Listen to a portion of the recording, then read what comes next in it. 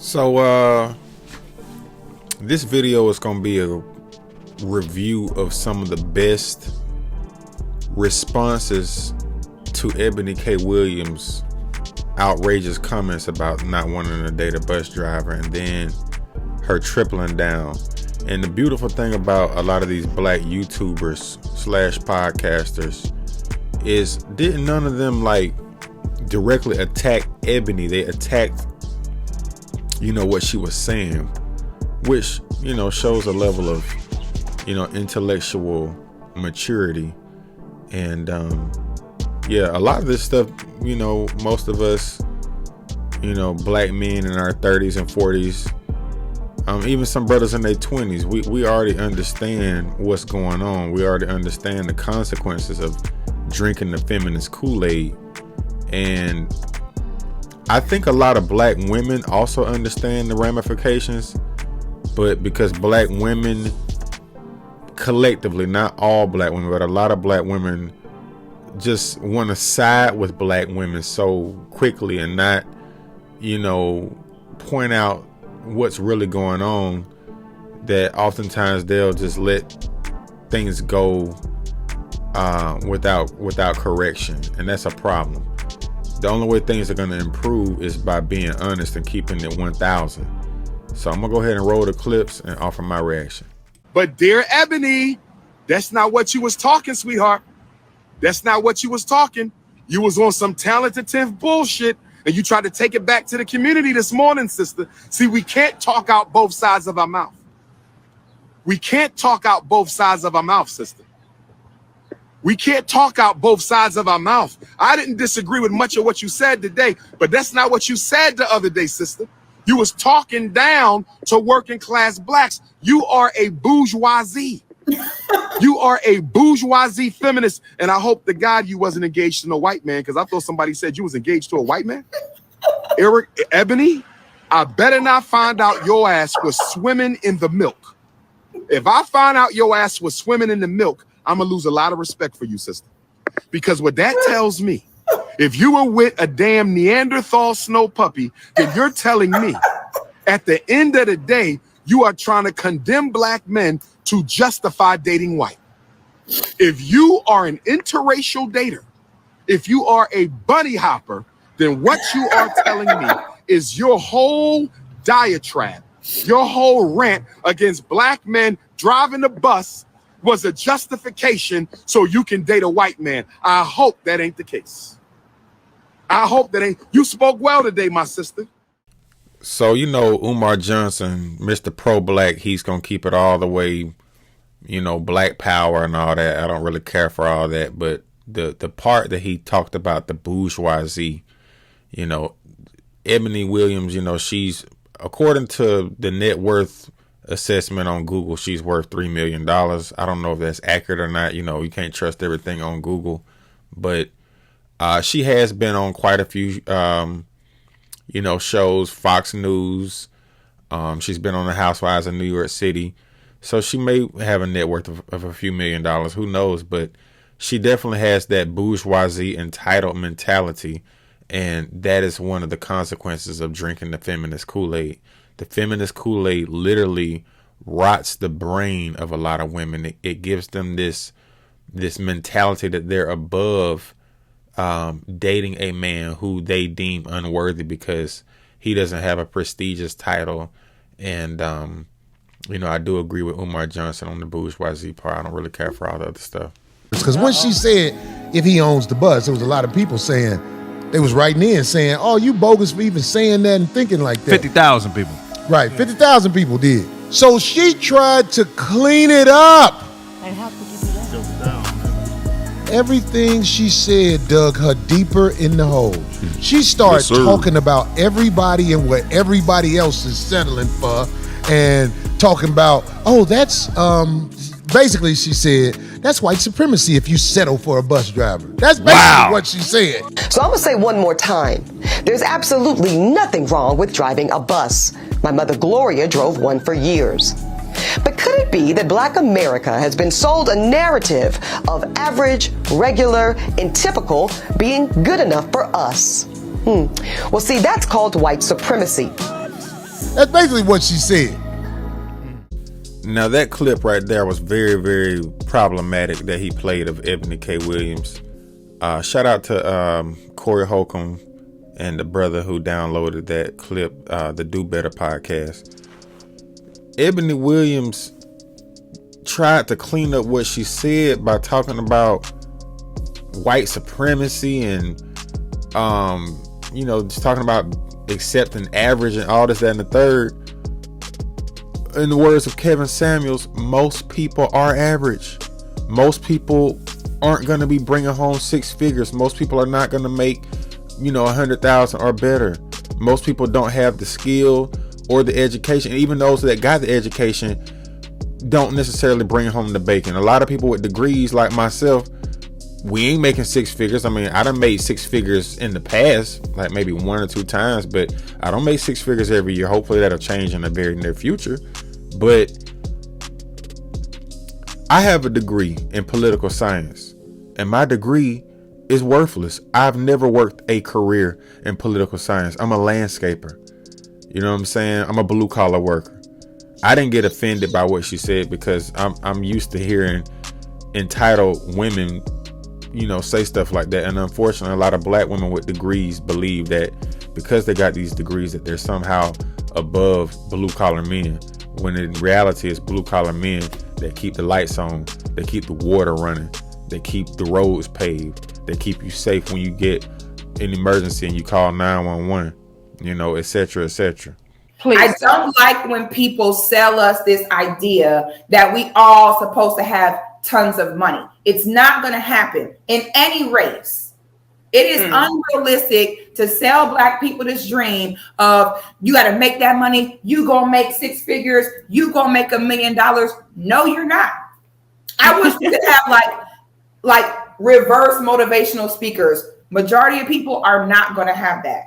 Majority of people are lucky to make a combined income of six figures between two people, maybe, and to maintain that. So are we going to have majority of our society feel bad about themselves? Majority of our society being depressed and unhappy because they're not reaching a certain wealth bracket when it's never going to happen? It would be impossible for majority of society to be in that top percentage of a tax bracket. It would never happen. Right. But only in the black community are we taught that if we just work harder, we'll have a certain level of success. And I think we need to reform there and be more realistic. And that, listen, if the CEO quits, who cares? If the trash man quits, we're screwed. You see what I'm saying? We cannot say that people that do hard labor, we cannot say that they're lesser when the world can't even run without them. Facts, that part. You know what I'm saying? So it's like, I'm just tired of black women, at the very least, remain neutral in our issues. But when the women come forward and use the power of our tongue to further perpetuate a spell on your people with no solution, you just making things worse, that irritates me. And that's... I literally just said that. And Danica Marie Six, the guy, shout out to them. That's exactly true. If the blue collar workers, went away, the world would literally come to a screeching halt. The CEO of a lot of these companies does not matter. And everybody not going to make it like that. Everybody not going to be wealthy. You know what I'm saying? And the problem with this career woman, this, get the bag woman, she's going to give up the art of being feminine. She's going to give up her femininity. And that bag chasing mentality, that's a masculine trait. That's why Eboni K. Wiliams is 40 years old. That's why Eboni K. Wiliams is either going to have to settle for a much older gentleman who will gladly take a 40-year-old woman because he's in his 60s. Ain't no man in his 30s and 40s that got a very successful career, even that's worth less than her, gonna choose her because she's a headache. She's a problem. Tell me this, and I know this to be true. Your kitchen is supposed to be your hospital for your family. What kind of hospital your mama gave you? Little babies eating McDonald's fries all week. I like that. That's a cold saying right there. It's the truth. Your kitchen is supposed to be the hospital for your family. Your family is strong and healthy because of your kitchen. How many bitches can say that? Yeah. Who you know that makes sure they take care of their family? I'm not saying there's none who don't. Right. But I'm saying most situations in America, your family is raised off garbage. Your kitchen is full of Little Debbie's and motherfucking. A lot of bitch kitchens is for decoration. Them bitches don't even go in now. What did Eboni K. Williams say in all these rants that she's went on in the past week? Responses to what she said the first time. What did she really say that was of substance to a high value man, a man that actually has his shit together and, you know, wants to be with a woman who is worthy of marriage? Did she say anything about cooking? Did she say anything about cleaning? Did she say anything about catering to a man's needs? What does Eboni K. Williams bring to the table besides a funky attitude and an entitled mentality? Can she even cook? I want you to speak, Ayanla, to how women need to, position ourselves so that we can be in our divinity, so we can have our crowns right, how we can create and not build, when some of us, quite frankly, feel that the men that are available to us, and I'm talking about across the color spectrum, across the age spectrum, trust me, I've done them all, they are not positioned to protect nor provide because of some of the statistics we just talked about. They're not earning the incomes. They're not having the resources, and some of them are not even showing up in the leadership. No, Eboni Williams. There are plenty of men across all racial lines, since you've done them all. And I don't know why she would say something like that. I'm assuming she meant I've dated them all, because those words don't sit well with a lot of people. When you say the words I've done them all, a lot of people are thinking thoughts. But anyway, the guys who got that type of income, the guys who are able to provide, they are out there. They're just not checking for you, because you know, I give Eboni a solid 6. You know, she's a solid 6 on her best day. You're not a showstopper, sweetheart. And then you're 40. Okay. At the end of the day, the men that Eboni Williams dissed would make excellent providers for her if she chose to get in a relationship with one of them. A bus driver, a police officer, a construction worker, a plumber, etc. Because when Ayanla asked her if she would if she would date a bus driver, she wasn't just talking about a bus driver per se. She was talking about a guy who wasn't on her level financially. Those guys are actually some of the best men in the world to provide for a woman and protect a woman.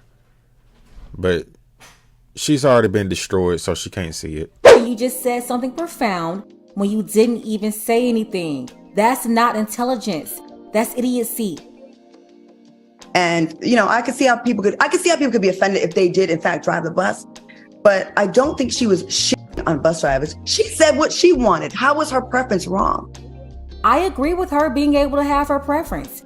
Eboni can want whatever she wants. I'll tell you one thing though. How's that working out for you, Eboni? But no, her preference isn't the problem. She's the one who can't attract or keep her preference. And yes, I understand that's as far as the feminists can take this conversation. That's the only argument they continue to make. But the real problem here with Eboni is that she's trying to make her preference black women's preference. Listen, we could care less about Eboni and her preference. She's 40 and single, making PSAs like this. I'm telling you, she already blew her chances. So no, Eboni, she lost. And now she's trying to bring other black women down with her. Misery loves company. I'm not the one to try to change old women. I've said this time and time again. You cannot mold stale bread. They better go over there to Ayanla for an exorcism or something. I'm talking about souls being targeted here. The young souls that Eboni is trying to target to follow her down the dirt road to misery. Shout out to Pink Book Lessons, man. She does a really good job all the time, really. She's really good at what she does. But Yeah, she's correct. I mean, it's over for Ebony. I mean, she's 40 years old, and the wall has hit, and it hasn't hit too hard because she's still a decent looking woman for 40. But you can see it in her face. She's 40, and that's just the way the market works. That's the way nature works. The woman's peak is much earlier on the market than men's. A woman needs to get her marriage, her children, you know, that partnership with the man out the way young, preferably in your 20s and early 30s. That's it. She's gonna have a very hard time moving forward. And now that she's gone viral for, showing her disdain for blue collar men and men that she perceives to be of lesser value because they don't own the bus.